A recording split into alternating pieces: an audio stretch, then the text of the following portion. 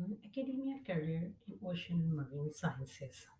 In this video, I will go through three academia types.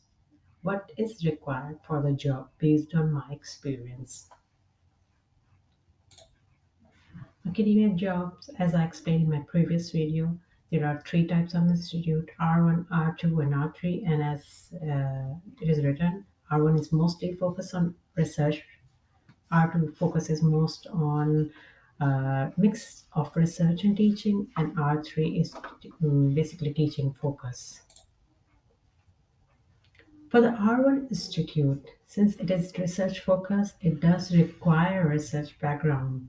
It also requires grant funding experience. So more the grant funding experience you have, it's more you have chances for getting entry in this type of institutes.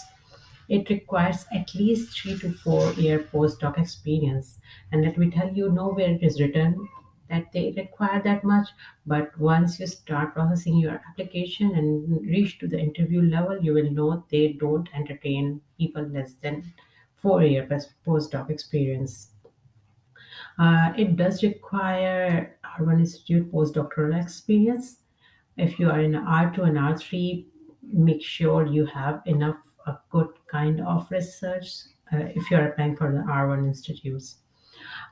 It is much competitive since they are slightly higher paying institute, but they do require a lot of work and when it comes to the research grants and funding and teaching.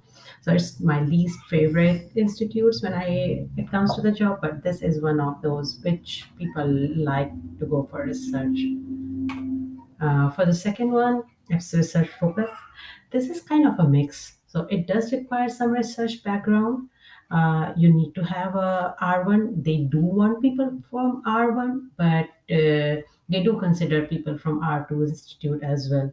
They do require some grant funding experience.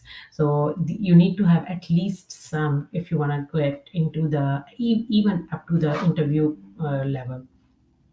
It does require 2 year postdoc experience. In my first year postdoc, I don't think I received any of the application or interview calls. It's only in my second year I just started receiving it. So make sure you have enough postdoc experience when you're applying for such jobs.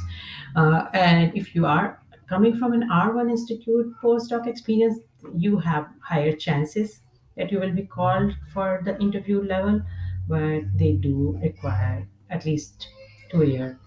They have a comparatively less competition when it comes to the final job offering and all, and they have like lesser demands when it compares to our one, but they do expect people to bring some fundings to their institute. R3, it's a mostly teaching focus, and it does require teaching background. It does not require grant funding experience. So here you go, if you just want to go into the academia and you don't want to deal with all those grant funding issues, yeah, and even with just a graduate teaching experience, you can get entered into these institutes. It does not require any postdoc experience and it is comparatively less competitive. But the main thing with this kind of institute is you have a high teaching load. So expect to teach really high credit hours and ready to deal with more students with less or zero research experience and time required. You can do some kind of research, but it won't take you anywhere because they don't provide this labs facilities and other things to support your research. That's why it's mostly teaching focus at this time. And this is just it for my this video. In my next video, I will tell you more about government and industrial job experience and how they are like. And in my coming videos, I'm planning to make a comparison between all three types of it. I hope you enjoyed video. Have a good one. Bye.